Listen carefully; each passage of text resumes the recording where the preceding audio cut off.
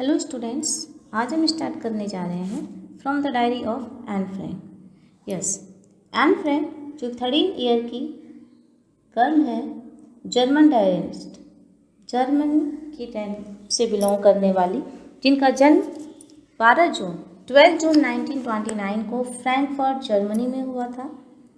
उसके पिता Jewish person थे। ये उस वक्त की स्टोरी है जब सेकेंड वर्ल्ड वार था और अधिकांश प्रांतों पे हिटलर का शासन था। हिटलर अपने साम्राज्य को स्थापित करने के लिए, अपने साम्राज्य को विस्तार करने के लिए हर एक जो ह्यूमैनिटी को उसने डिस्ट्रॉय किया। सभी लोगों को वो बाय फोर्स जो है वो मार डालता था, उसके पावर को अचीव करने के लिए, उसके सत्ता को हासिल करने के लिए। तो ये स्टोरी है उसी समय के बेस को लेकर के किया गया है, जो कि एन फ्रैंक जो 13 साल की लड़की है, 13 ईयर की एक गर्ल है, जिसको 13वें बर्थडे पर उसके फादर के द्वारा मिला गया एक गिफ्ट, डायरी। और वो डायरी जो उसके रियल लाइफ को शो कर रहा है, उसने अपने हर एक फीलिंग्स को, हर एक हैपनिंग को उसने उस डायरी में एक्सट्रैक्ट किया है। उसी डायरी का एक छोटा सा पार्ट लिया गया है इस चैप्टर में, from the diary of Anne Frank. ये डायरी स्टोरी स्टार्ट होती है जिसमें कि बताया गया है कि किस तरह से हिटलर के समय साम्राज्य था और किस तरह से वहाँ उस समय लोगों ने सरवाइव किया और कितने अपने आप को स्ट्रगल, उन लोगों को कितना लाइफ के लिए कितना कुछ स्ट्रगल करना पड़ता था। Let's start the story.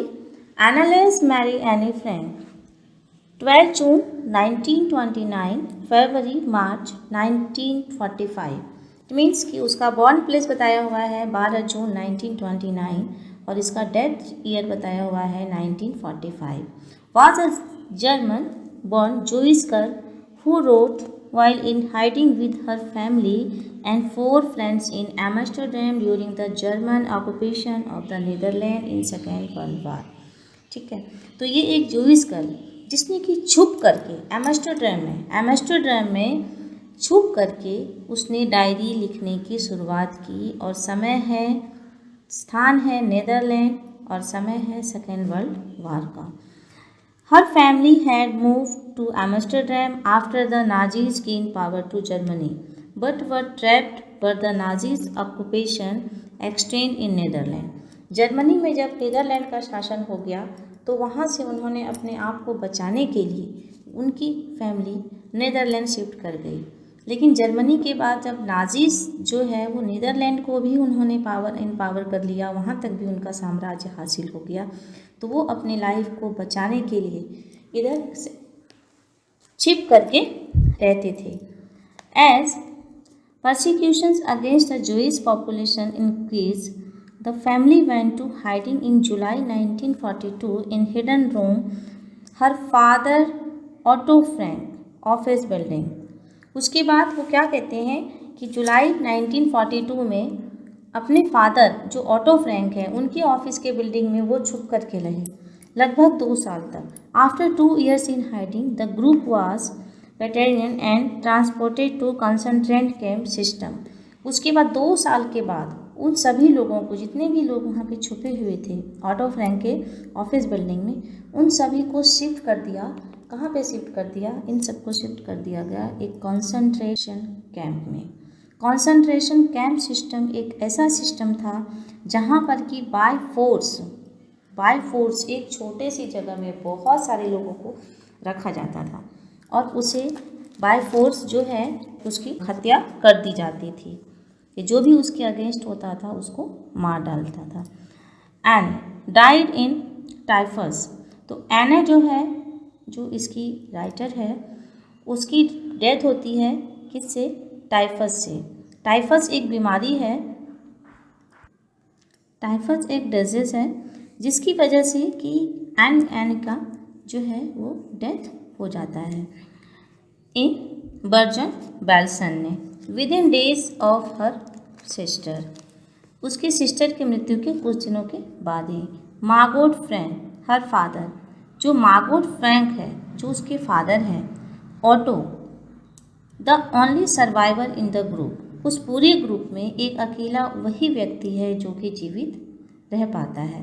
Return to Amsterdam, जैसे वर्ल्ड वार एंड होता है, वर्ल्ड वार समाप्त होता है, तो उसके फादर एम्स्टर्डम से वापस होकर के जब उस कैंप में आते हैं अपने फैमिली को खोजते हुए, तो वहाँ पर क्या देखते हैं, to find that her diary has been saved, कि वहाँ पर कोई भी किसी का भी लाइफ बचा नहीं है, टोटल ऑल फैमिली जो है वो ख़त्म, डेथ हो चुकी है सबकी, केवल एक डायरी है जो कि बची हुई है। Convince that it was unique record, तो वो अपने आप को कन्विंस करते हैं कि ये उनके लिए एक यूनिक रिकॉर्ड है कि आखिरकार क्या हुआ होगा। He took action to have it publish, और वो इसको पब्लिश कराने के लिए एक्शन लेते हैं कि मैं इस डायरी को पब्लिश कराऊंगा in English under the name the diary of young girl, और उस डायरी का नाम देता है वो the diary of young girl.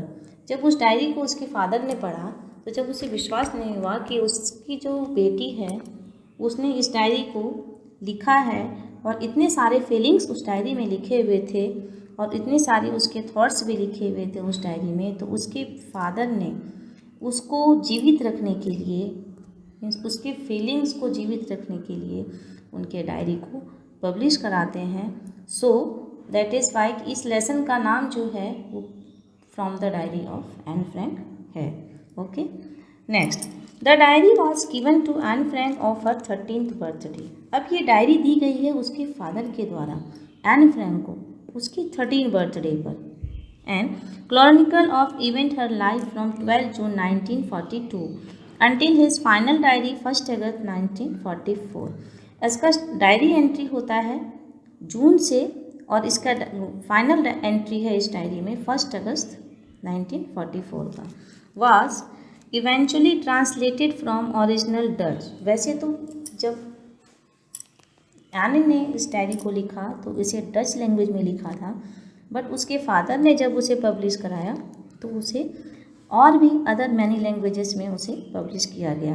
World most widely read book, और बहुत बड़े पैमाने पर पूरे विश्व, मतलब विश्व लेवल स्तर पर इस डायरी को पढ़ा गया, लिखा गया और उसको समझा गया।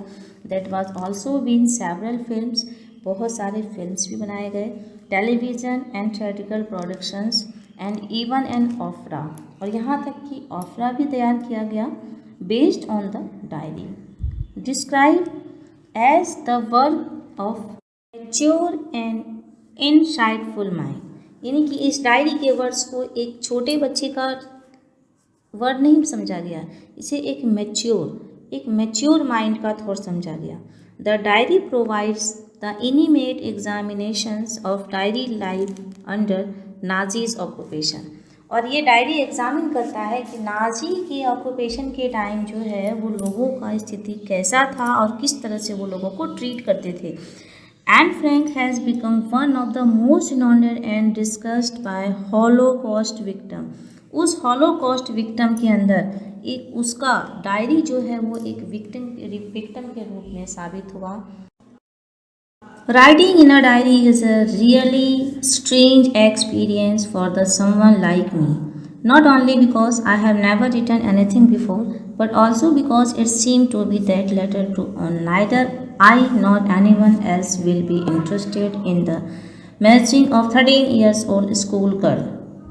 डायरी लिखना रियली में, वास्तविक में क्या है, एक विचित्र अनुभव है, एक विचित्र एक्सपीरियंस है किसी के लिए भी, समवन लाइक मी, मेरे जैसे के लिए। नॉट ओनली बिकॉज कि मेरे लिए ही नहीं, मैंने इसलिए नहीं क्योंकि मैंने कभी डायरी इससे पहले लिखी नहीं थी, बट ऑल्सो इसलिए भी because it seem to be that later on neither I nor any one else will be interested. उसने कहा है कि ना मैं और ना मेरे जैसा कोई भी इस डायरी को पढ़ने में इंटरेस्ट रखेगा, उसके विचारों में इंटरेस्ट रखेगा।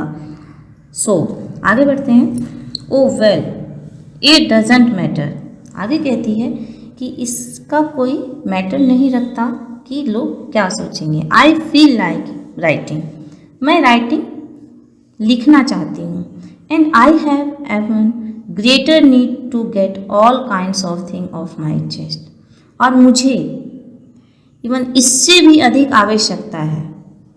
मैं लिखना चाहती हूँ, लेकिन इससे भी अधिक आवश्यकता मेरे लिए ये है कि मैं मेरे अंदर जो फीलिंग्स चल रहा है, मेरे अंदर जो थॉट्स चल रहे हैं, उस थॉट्स को मैं निकालूं, और उस थॉट्स को निकालने के लिए मैं डायरी लिखना चाहती हूँ।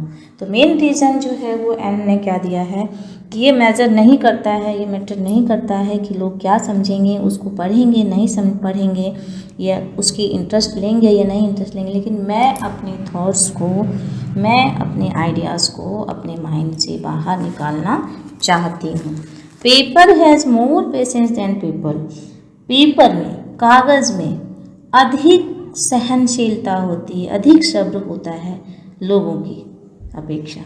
I thought of this saying on one those day when I was feeling a little depressed and was sitting at home with my chin in my hands.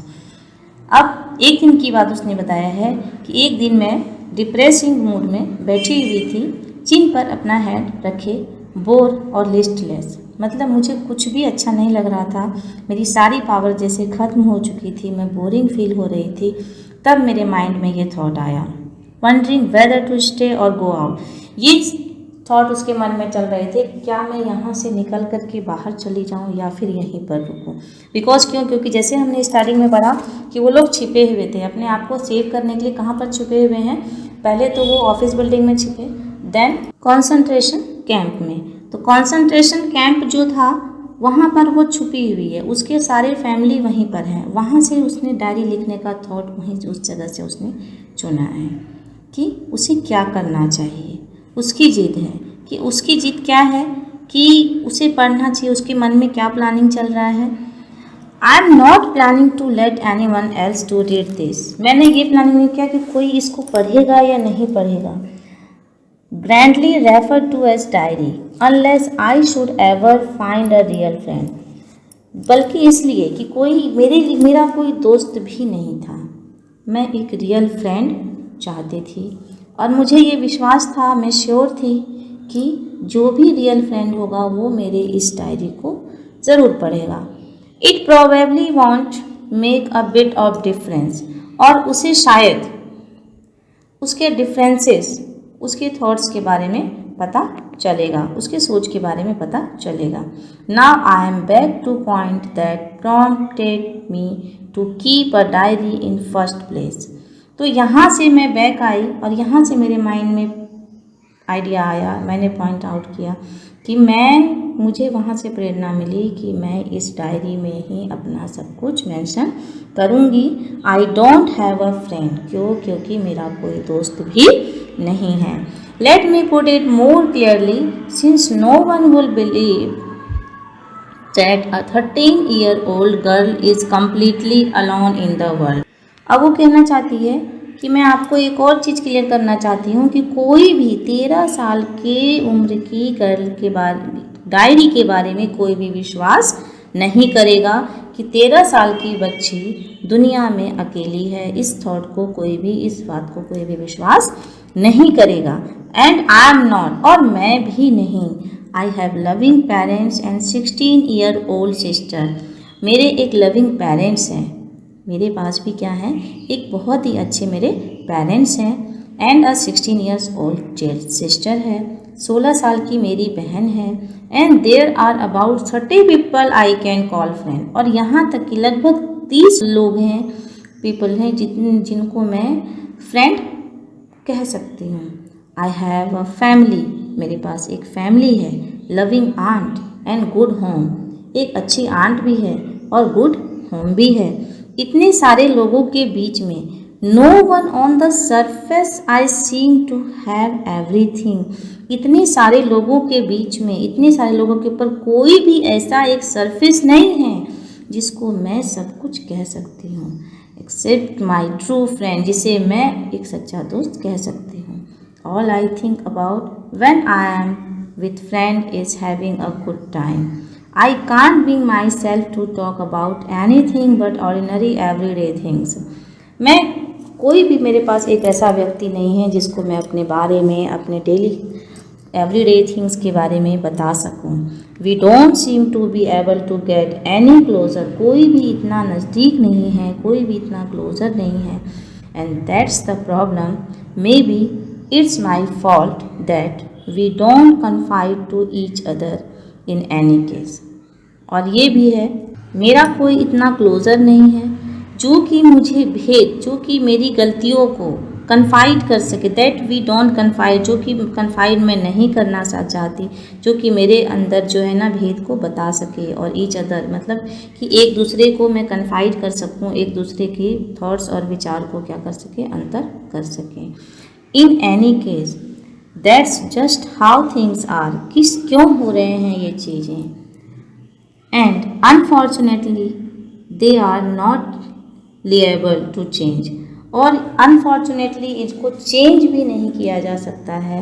That is why I have started the diary, और यही कारण है जहाँ से मैंने अपनी diary लिखनी शुरू की। ये सारा डिस्क्रिप्शन दे रही है एनी, जो कि 13 ईयर की लड़की है, Jewish girl. Next, to enhance the image of this long awaited friend in my imagination, मुझे ये to enhance, इस इमेज को बढ़ाने की, the image of long awaited friend in my imagination, मेरी कल्पना जहाँ तक जाती है, जहाँ तक मैं इतना दिन से इंतज़ार कर रही हूँ, उस चीज़ को बढ़ाने के लिए I don't want to jot down, मैं उसे jot down नहीं कर सकती, मैं लिख नहीं सकती। Fact in this diary the way most people would do, but I want the diary to be my friend. I am going to call this friend Kitty. इतने दिन से, जब से मेरा जन्म है, जब से मैं जान रही हूँ कि मेरा कोई दोस्त नहीं है, और उस दोस्त को मैं डायरी को ही अपना दोस्त बनाऊंगी, और आज मैं उसे उसको नाम भी देने जा रही हूँ, और उसका नाम रहेगा kitty. Since no one would understand a word of my story, तब तक कोई भी मेरे शब्दों को, मेरी कहानियों को समझेगा नहीं। To Kitty, if I were to plunge right in, I did better provide to brief sketch on my life. तो मैं उससे पहले कि लोग मुझे समझे, मैं अपने फैमिली का, मैं अपने लाइफ का एक छोटा सा स्केच देना चाहती हूँ। Much as I dislike doing so, जिसे मैं देना नहीं चाहती, लेकिन ना चाहते हुए भी मैं अपने लाइफ का एक छोटा सा स्केच देना चाहूँगी। देन वो अपना फैमिली बैकग्राउंड का थोड़ा सा स्केच उसमें डिस्क्राइब करती है डायरी में। My father, the most honourable father I have ever seen, didn't marry my mother until he was 36 and she was 25. Any ने बताया है कि मेरे फादर जो है वो मेरे लिए बहुत ही ज़्यादा ऑनरेबल पर्सन है, बहुत ही ज़्यादा सम्माननीय व्यक्ति हैं, जिन्हें मैं कभी बुलाना नहीं चाहूँगी। उन्होंने मेरी माता जी से तब तक विवाह नहीं किया जब तक उनका एज 36 नहीं हो गया, और मेरी माँ का age 25। My sister Margot was born in Frankfurt in Germany. मेरी बड़ी बहन जिसका जन्म फ्रैंकफर्ट जर्मनी में हुआ था 1926 में। I was born on 12 जून 1929, और मेरा जन्म हुआ था 12 जून 1929 को।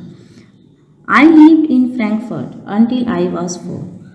उसने बताया है कि मैं फ्रैंकफर्ट में रही जब तक मेरी उम्र 4 साल की नहीं हो गई।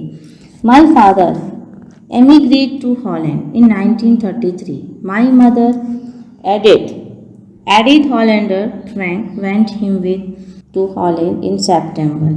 अब उसने आगे बताया है कि वहाँ फ्रैंकफर्ट से उसके फादर पहले चले जाते हैं, कहाँ पर, एमिग्रेट होकर के हॉलैंड। कब जाते हैं? 1933 में। देन उसकी मदर जिसका नाम है एडिथ हॉलैंडर फ्रैंक, वो भी उसके पीछे सितंबर में वहाँ से चली जाती है। While Margot and I was sent to आचन। उसने आगे बताया है कि मार्गोट मीन्स उसकी यंग ओल्डर सिस्टर और उसे कहाँ भेज दिया गया? Aachen. To stay with our grandmother, जहाँ पर कि उसकी दादी जी रहती थी। दादी माँ के साथ उन दोनों बच्चों को रहने के लिए भेज दिया गया। Margot went to Holland in December and I followed in February.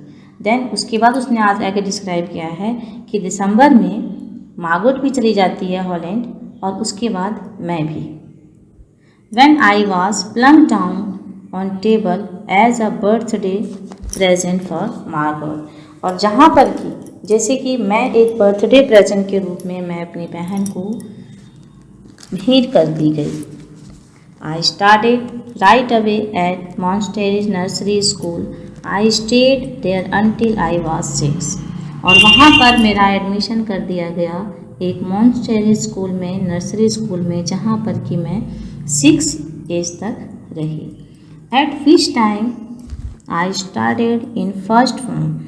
In the 6th form, my teacher was Mrs. Cuprus, the headmistress. At the end of the year, we were both dear as we said at heartbreaking farewell। वहाँ पर उसने describe किया है कि 6th form में, जैसे वो 6th में जाती है तो उसकी टीचर जिसका नाम है मिसेस क्यूप्रस, ठीक है, और वो जो कि हेड मिस्ट्रेस भी होती है, टीचर भी है एंड ऑल्सो क्या है हेड मिस्ट्रेस भी है। वो दोनों जो लास्ट ईयर उनका है 6th स्टैंडर्ड में, जब वो लोग फेयरवेल हो जाता है किसका, एन फ्रैंक जब वहाँ से जाने लगती है तो that farewell was called heart breaking because in दोनों टीचर और स्टूडेंट के बीच में बहुत ही अच्छा बॉन्ड रहा। In the summer of 1941, next वो बताती है 1941 के समर में ग्रैंड माँ फेल इल। उसकी जो ग्रैंड माँ जिससे उन बच्चों को पाला, ग्रैंड माँ फेल इल, उसकी ग्रैंड माँ बीमार पड़ जाती है and to have an operation, और इतनी बीमार पड़ जाती है कि उनका ऑपरेशन करना पड़ जाता है। So my birthday passed with little celebration. तो मेरा बर्थडे जो है वो एक छोटा सेलिब्रेशन के रूप में किसी तरह उस साल निकल गया, सेलिब्रेशन नहीं हुआ। ग्रैंड माँ डाई इन जनवरी 1942। देन क्या होता है, ऑपरेशन के बाद क्या हो जाता है, उसकी ग्रैंड माँ का भी मृत्यु हो जाता है 1942 में। नो वन नोज हाउ, कोई भी नहीं जानता कि कैसे हुआ। I think of her and still love her. This birthday celebration in 1942 was intended to make up for the other and grandma's candle will lit along with the rest। तो वो साल मेरा बर्थडे जो है वो बहुत ही सेलिब्रेशन के साथ मनाया गया और मेरे बर्थडे सेलिब्रेशन में मेरी ग्रैंड माँ के नाम का भी कैंडल लेट अप किया गया, जलाया गया। The four of us are still doing well। हम चारों बहुत अच्छे तरीके से रह रहे थे। And that bring me to present date 20th June 1942।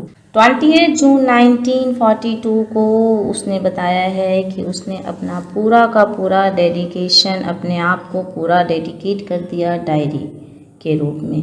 Means वहाँ से वो, उसके आगे पीछे कोई भी नहीं है, वो लॉनली है, अलोन, और उसका ट्रू फ्रेंड के रूप में जो उसने डायरी को रखा था 20 जून से उसने डायरी एंट्री शुरू कर देती है, ठीक है। And the Solomon dedication of my diary, और उसने अपना पूरा समर्पण किसको दे दिया है, डायरी को। Dearest Kitty, our entire class is quaking in its boots. The reason of course it is forthcoming meeting in which the teacher decide who will move up to the next form and who will kept back। Class, जैसे कि आप लोगों ने सुना कि ये diary है Anne Frank की लिखी हुई, उसमें से एक्सट्रैक्ट करके कुछ पार्ट्स को लिया गया है। तो उसने फर्स्ट पार्ट जो है इस लेसन का, उसमें उसने फैमिली का डिस्क्रिप्शन दिया है, father, mother and grandfather and her sister. देन उसने जब डायरी एंट्री करना शुरू किया है 20 जून 1942 से, तो ये डायरी एंट्री में है उसकी क्लास का डिस्क्रिप्शन, जब वो उस क्लास में पढ़ा करती थी। वो कहती है कि हमारा पूरा क्लास जो है वो क्वैक कर रहा था, मतलब पूरा क्लास जो है वो काँप रहा था डर के मारे, घबराहट के मारे। किस चीज़ की घबराहट थी? द रीज़न क्या था कि ये एक मीटिंग थी जिसमें टीचर को ये डिसीज़न लेना था कि कितने स्टूडेंट्स को अगले क्लास में प्रमोट करना है और कितने स्टूडेंट को बैक उसी क्लास में रहने देना है। नेक्स्ट उसने कहा है कि half of the class is making bets, कि क्लास में से जितने भी स्टूडेंट्स हैं उसमें से आधे बच्चों ने तो शर्त लगा रखी थी कौन पास होगा कौन फेल होगा। G and I love our self silly as two boys behind us. G एन और मैं दोनों अपने आप पर हंस रहे थे, मूर्खतापूर्ण हंस रहे थे। हमारे पीछे दो बच्चे थे, C and Jacques, who have staked their entire holiday saving on their bets। उन्होंने पूरा का पूरा छुट्टी का दिन बिता दिया इसी शर्त में कि कौन पास होगा और कौन फेल होगा। From morning to night it's you are going to pass, no I am not, yes you are, no I am not, even Zeus pleading glances and my angry outburst can't calm them down. मतलब पूरे class में यही चल रहा है कि तुम पास होगी, मैं नहीं हो पाऊंगी, तुम होगे और मैं। आगे एनी ने बताया है कि मेरा गुस्सा और जीएन का प्लेज नज़र, उसका जो नज़र भी उन सब के हल्ला को, उन सब के शोर को नहीं रोक सका। इफ़ यू आस्क मी, अगर आप मुझसे पूछेंगे, there are so many dummies that about a quarter of class should be kept back. अगर आप मुझसे कोई पूछे कि कितने स्टूडेंट्स को निकाला जाए तो मेरा डिसीजन यही रहेगा कि क्वार्टर ऑफ द क्लास जो है वो पास किया जाए और बाकी पूरी क्लास को बैक उसी क्लास में रख दिया जाए। But teachers are the most unpredictable creature on the अर्थ।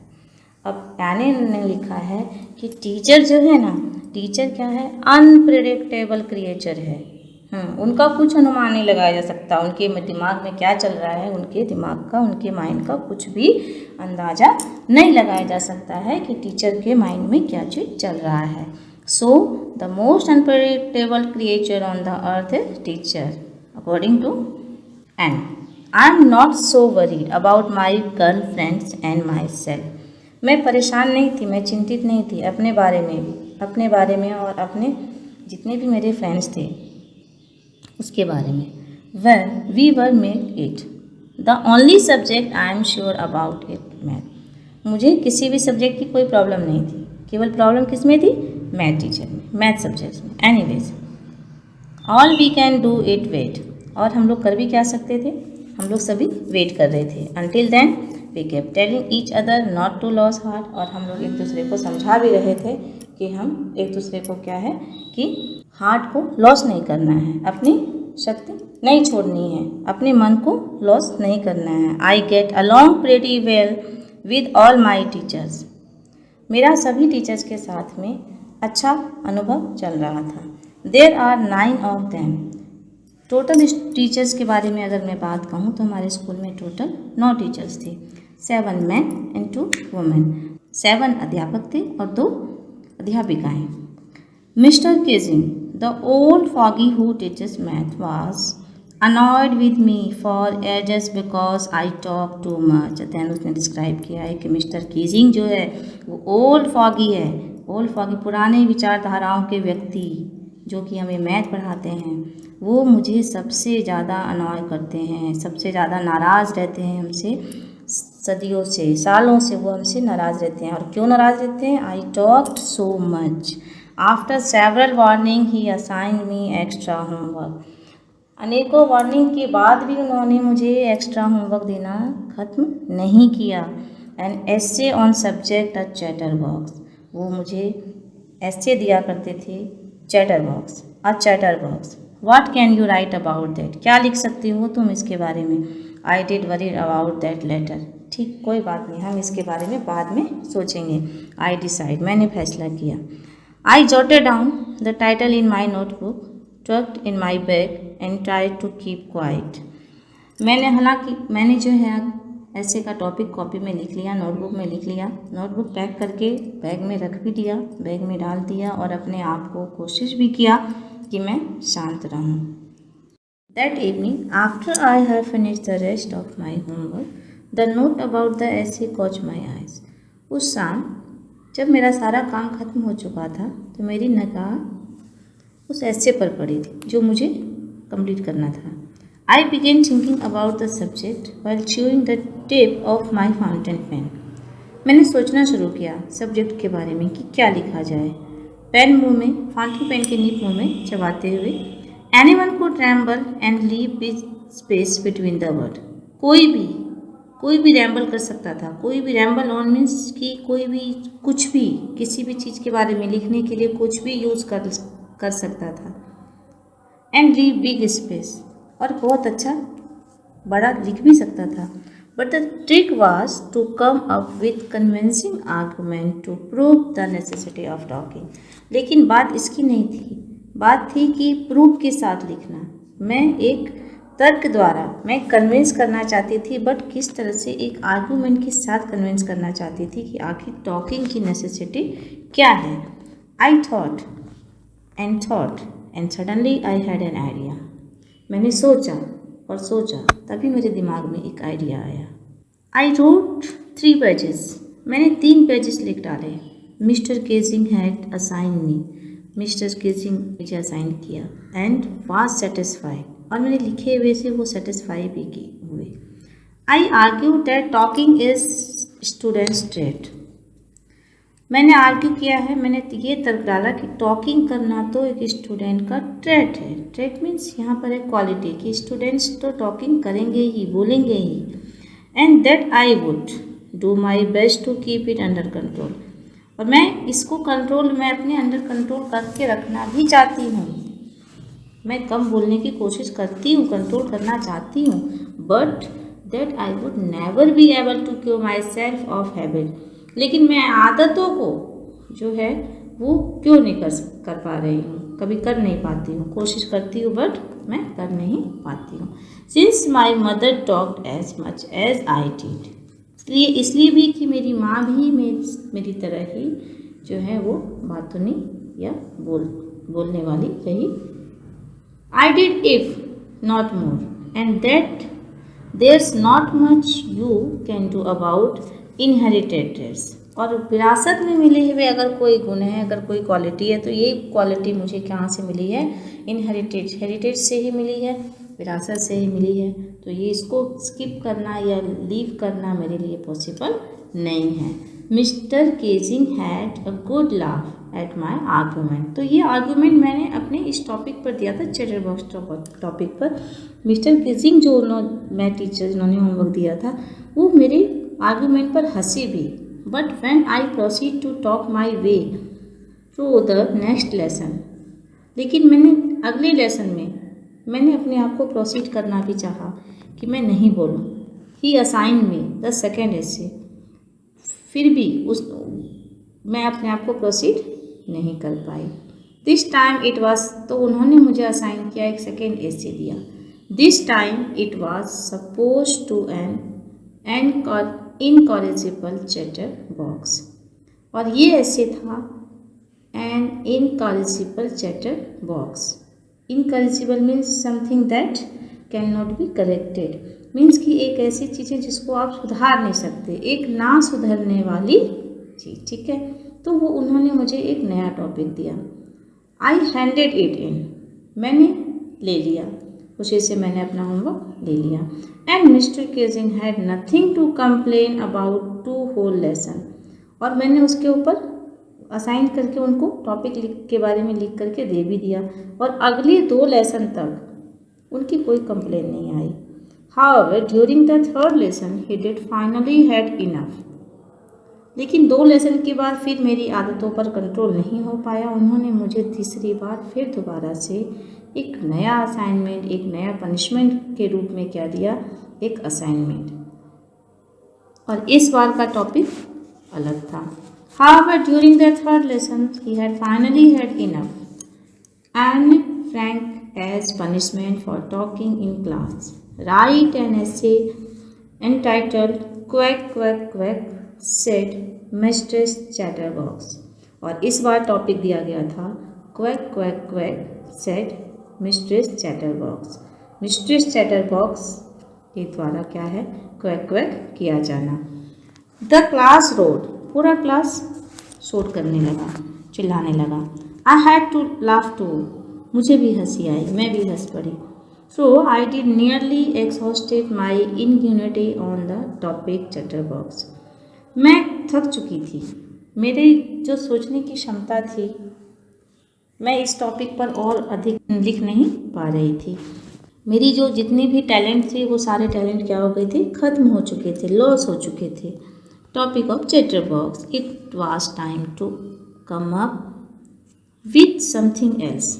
और अब टाइम आ गया था कि कुछ हट करके किया जाए, कुछ अलग किया, कुछ समथिंग एल्स, कुछ और किया जाए, समथिंग ओरिजिनल, कुछ ओरिजिनल किया जाए। माई फ्रेंड सैनी, मेरी फ्रेंड सैनी, जिसने सैनी का जिक्र किया है, who is good at poetry, वो कविता में बहुत अच्छी थी, कविता लिखने में। Offered me to help me write the essay from beginning to end in words, उन्होंने मुझे ये सजेशन दिया कि तो मैं अपना एसे को वर्ड्स के रूप में जो है वो स्टार्ट से लेकर के एंडिंग करूँ। And I jump of Joy, और मैं खुशी से झूम उठी क्योंकि मुझे कुछ एक्स्ट्रा लिखना था, ओरिजिनल लिखना था। Mister Keesing were trying to play a joke on me, mister Keesing जो है वो हमेशा क्या करते थे कि जो मेरे ऊपर हंसते थे, मेरे ऊपर वो हंसे, जो मैंने लिखा, जो मैंने उनको थर्ड असाइनमेंट में दिया तो उसको पढ़ करके वो मेरे ऊपर हंसे। With a ridiculous subject but I did make sure the joke was on him, लेकिन मैं श्योर थी कि जोक मेरा नहीं बल्कि जोक उनका का हो रहा है। I finished my poem and it was beautiful, मैंने फिनिश किया अपना पोएम और ये बहुत ही सुंदर था। It was about a mother duck and a father swan with 3 baby duckling who were beaten to death by the father because they quacked too much। और मेरी कविता थी एक मदर डक के बारे में और फादर स्वान के बारे में, और उनके 3 बच्चे डकलिंग जो कि बहुत ही ज़्यादा क्वैक क्वैक करते थे, और इस क्वैक करने की वजह से उसके फादर ने उनको मार डाला और उन बच्चों का डेथ हो गया, वो ख़त्म हो गए। Luckily mister Keesing took the joke in right way, भाग से ये अच्छी बात थी कि मिस्टर केजिंग ने इस जोक को जो है वो राइट वे में लिया, एक सही तरीके से लिया। ही रीड द, उन्होंने पढ़ा पोएम टू द क्लास, उन्होंने मेरी लिखी हुई पोएम पूरे क्लास में पढ़ी। एडिंग हिज ऑन कमेंट, उसमें उन्होंने अपना कमेंट भी ऐड किया। And the several other classes as well, और मेरी क्लास के अतिरिक्त उन्होंने और दूसरे क्लासेस में भी इस एसे को पढ़ करके, मेरी पोएट्री को, मेरे असाइनमेंट को पढ़ करके सुनाया। Since then I have been allowed to talk and haven't been assigned any extra homework, और तब से लेकर के आज तक उन्होंने मुझे इस तरह का कोई भी एक्स्ट्रा होमवर्क नहीं दिया। On the contrary mister Keesing is always making joke this day, यहाँ तक कि मिस्टर केजिंग हर एक बात को अब जोक तरीके से सुनाते थे, और वो कभी भी सीरियसली कोई भी टॉपिक को नहीं लेते थे, और बहुत ही हास्यप्रद तरीके से वो लेसन अपना कराते थे। तो जैसे कि हम लोगों ने स्टार्टिंग में पढ़ा कि ये एक्सट्रैक्ट किया गया है डायरी से, ये डायरी का एक छोटा सा पार्ट है, और डायरी का टॉपिक है the diary of young girl, तो वो यंग गर्ल की डायरी से एक्सट्रैक्ट किया हुआ एक छोटा सा पार्ट था जो हमने आज इस लेसन में पढ़ा। थैंक्स।